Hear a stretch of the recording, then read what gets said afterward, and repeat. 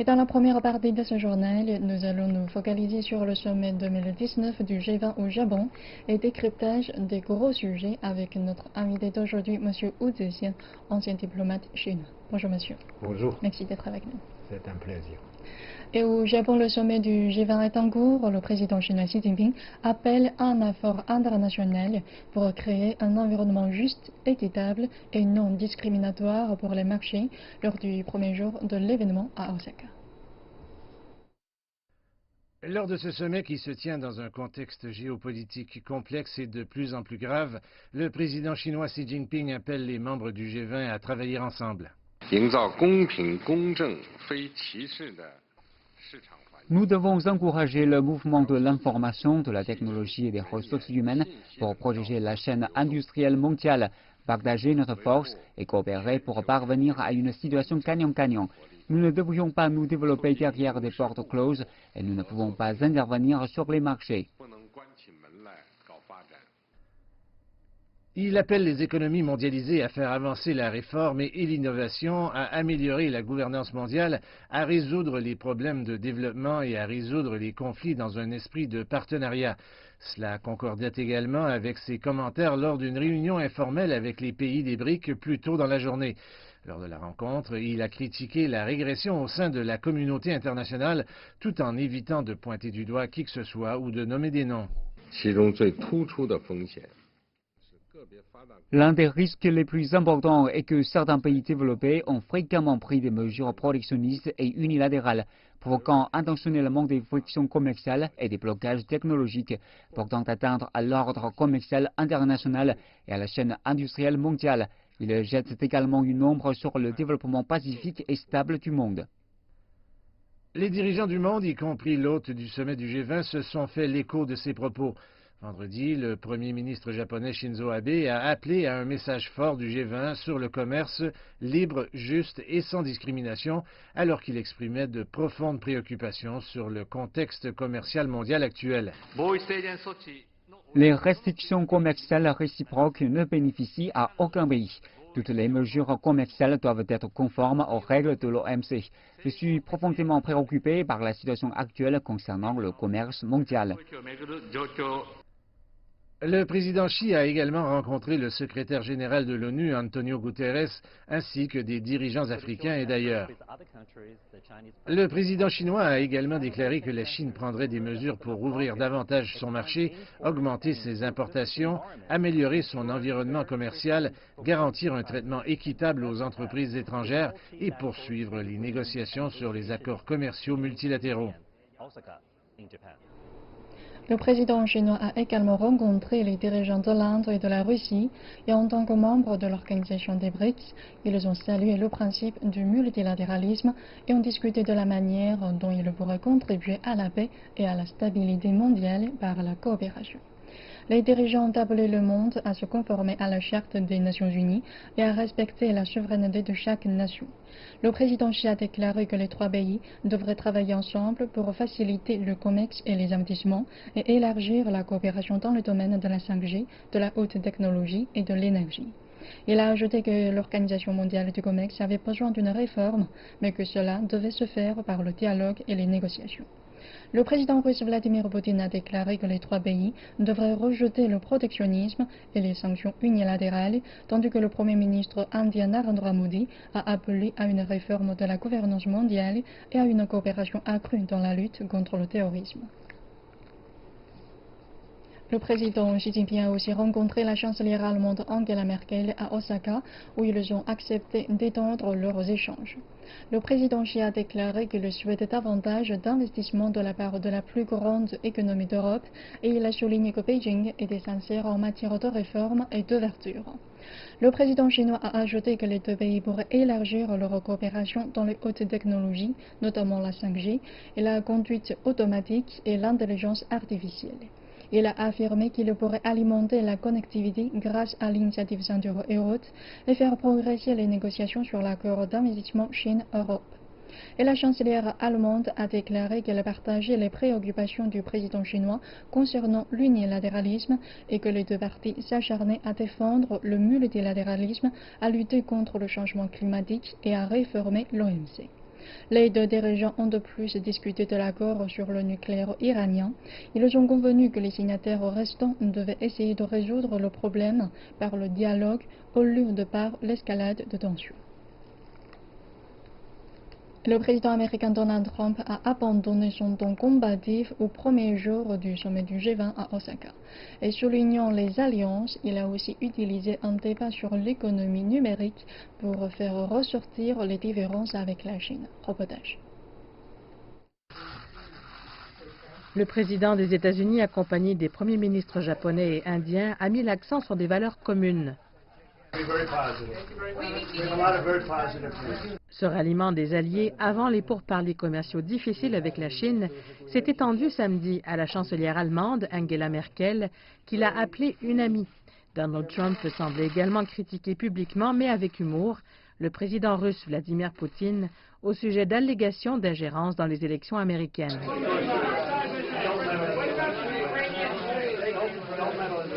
Cette offensive de charme n'a cependant pas empêché l'Allemagne et le Japon, alliés prudents, d'insister sur le montant des investissements réalisés par leurs pays respectifs aux États-Unis, car tous deux tentent de convaincre Donald Trump de laisser tomber la menace de taxer les importations de voitures sous l'argument fragile qu'il menace la sécurité nationale. Le Premier ministre Shinzo Abe lui-même a présenté une carte illustrant les récents investissements japonais aux États-Unis.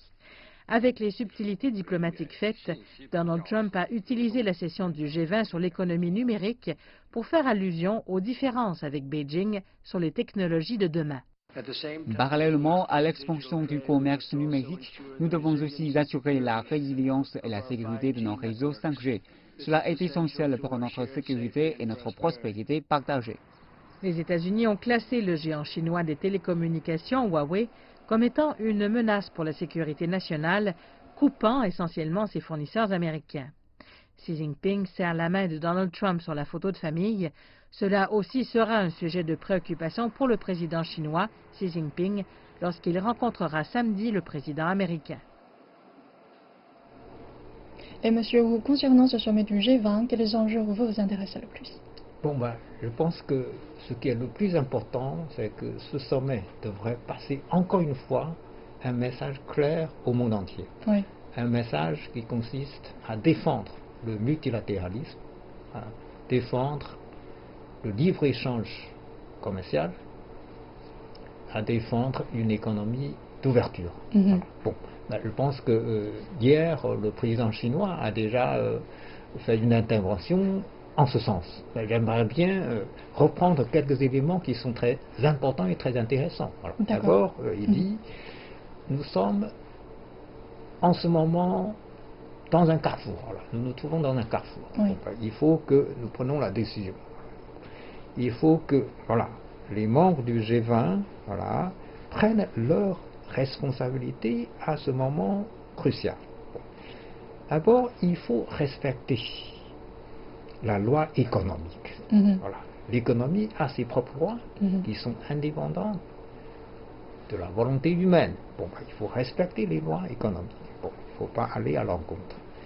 Deux, il faut prendre la bonne direction. Oui. G20, vous savez, ce sont les principales économies du monde qui représentent 90% du PIB du monde. Il faut que les dirigeants du G20 prennent la bonne direction. Quelle bonne direction? Vers l'ouverture. L'humanité a évolué de l'isolement primitif vers un monde ouvert. Troisièmement, il faut penser à l'avenir commun de tout le monde. L'avenir commun, c'est-à-dire le sort des uns et des autres est lié. Il faut penser à tout ça. Il faut surtout éviter de commettre des erreurs historiques irréparables à cause des visions trop courtes. Je crois que ce sont des avertissements assez graves. Alors, qu'est-ce qu'il a proposé? Il a proposé plusieurs choses. D'abord, l'innovation. Il faut innover pour exploiter la potentialité de la croissance économique. Il faut trouver d'autres secteurs, des secteurs nouveaux. Deux, il faut améliorer la gouvernance mondiale. Il faut tenir compte des réalités récentes. Puisque le monde évolue, il faut tenir compte de toutes ces évolutions récentes. Et puis, il faut aussi casser le goulot d'étranglement pour le développement. Voilà. Tous les pays du monde veulent se développer. Or, le goulot d'étranglement, c'est quoi? C'est l'insuffisance financière pour les infrastructures. Les infrastructures, c'est la voie obligée pour développer l'économie. Or, les infrastructures, ça coûte cher. Oui. Bon. Alors, la Chine, justement, a proposé quelque chose, c'est la fameuse ceinture et route. Voilà. L'initiative consiste justement à mobiliser toutes les ressources possibles pour pouvoir investir dans les infrastructures. Voilà. Je crois que c'est une très bonne proposition. Et puis, il faut aussi bien gérer les divergences. C'est vrai qu'il existe de multiples divergences de vues, c'est tout à fait compréhensible, mais il faut bien gérer toutes ces divergences. Alors, comment on peut bien les gérer? Il faut avoir l'esprit de respect mutuel, de confiance mutuelle. Il faut travailler sur le pied d'égalité. Voilà. Ce sont des principes élémentaires pour pouvoir gérer les divergences de vues. Il faut toujours parler, voilà, de façon tout à fait raisonnable, voilà, pour bien gérer toutes ces divergences. Et puis, la Chine a aussi fait preuve d'un esprit d'ouverture encore plus grande. Hier, dans son intervention, le président chinois a annoncé toute une nouvelle série de mesures visant à ouvrir davantage l'économie chinoise. Oui. D'abord, ouvrir davantage le marché chinois. Bon, donc il y aura toutes les nouvelles mesures pour permettre aux investisseurs d'entrer au marché chinois. Bon, là, on a déjà fait beaucoup de choses, on aura appris, voilà. Mais là, il y aura des efforts encore plus importants. Deux, la Chine prendra des mesures aussi pour importer davantage. Voilà, là aussi, je pense que l'année dernière, c'était une grande première d'organiser la première foire internationale d'importation. Voilà. Bon, cette année, on va faire la deuxième foire. Voilà. Donc, les préparations se font en grand train. Bon. Et puis, la Chine continuera à améliorer le climat d'affaires.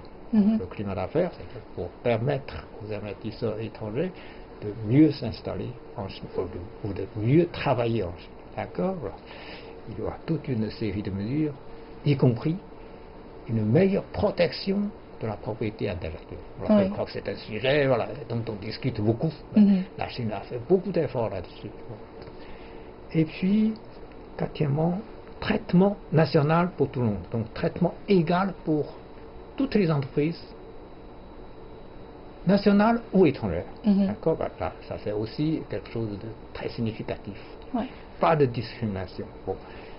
Cinquième mesure d'ouverture, promouvoir les discussions pour certains accords commerciaux ou économiques très importants, y compris, par exemple, le partenariat économique complet de la région. Voilà. Ça s'appelle ACIP en anglais. Bon, ça c'est très important, ça s'est discuté depuis déjà un certain temps, mais là, la Chine va continuer à promouvoir le processus de discussion.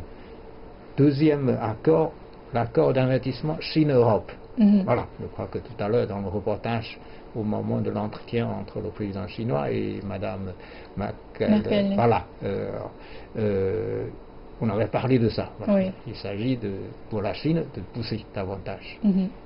Un troisième accord, l'accord de libre-échange commercial Chine, Japon, Corée du Sud. Voilà. C'est aussi très important. Voilà. Donc vous voyez, la Chine a annoncé à cette occasion par la voix du président, voilà, Monsieur Xi, toute une série de mesures d'ouverture. Je crois que cela constitue en soi-même un message clair d'ouverture. Voilà. Pour faire face justement à cette tendance au protectionnisme. Exactement, la Chine insiste toujours sur l'ouverture. Et aujourd'hui, en effet, il est prévu que le président chinois Xi Jinping rencontre son homologue américain Donald Trump en marge du sommet. Et Beijing a dit que les réunions et ses résultats seraient très importantes dans de nombreux aspects. Les équipes chinoises et américaines sont en communication étroite pour préparer la rencontre. Nous espérons que les États-Unis sauront trouver des points de convergence avec la Chine pour que la réunion donne des résultats positifs. C'est dans l'intérêt des deux pays et cela répond aux attentes de la communauté internationale. Et en effet, monsieur, avant cette rencontre prévue, Donald Trump a fait savoir aux médias qu'il imposerait encore plus de tarifs douaniers à la Chine si un accord ne pouvait pas être trouvé entre les deux parties lors de ce sommet du G20, comme vous savez. Ce n'est pas la première fois que les États-Unis essayent de menacer la Chine, voilà, d'augmenter les tarifs douaniers contre les marchandises chinoises. Bon, alors la position de la Chine est toujours constante, c'est-à-dire nous ne voulons pas, voilà, un bras de fer avec les États-Unis, mais nous ne craignons pas non plus, voilà. Et puis si malheureusement les États-Unis veulent continuer, on va les accompagner, jusqu'au bout. Voilà. La position est claire, parce que pourquoi la Chine adopte une telle position, c'est tout à fait logique. C'est tout à fait, parce que c'est pas la Chine qui a provoqué voilà, ce bras de fer. Voilà. Donc, nous n'avons nullement l'intention de nous brouiller avec les États-Unis, mais c'est pas dans notre intérêt. Mais lorsque les États-Unis veulent nous imposer quelque chose, mais qu'est-ce qu'on peut faire? On essaie de discuter, de les faire comprendre que c'est pas bien. S'ils ne veulent pas nous écouter, alors on est obligé de réagir. Bon. Ils nous attaquent, nous contre-attaquons, voilà, c'est très simple. Et puis s'ils continuent, alors nous sommes obligés de les accompagner. C'est bon. Alors, finalement, c'est vraiment illogique, c'est totalement aberrant de lancer un tel bras de fer, parce que ça nuit énormément aux intérêts des Américains eux-mêmes. Il ne faut absolument pas se tromper là-dessus. Ce n'est pas la Chine qui subit le plus gros coup. Voilà. Ce sont les importateurs américains et les consommateurs américains qui subissent les plus graves conséquences. Il faut savoir que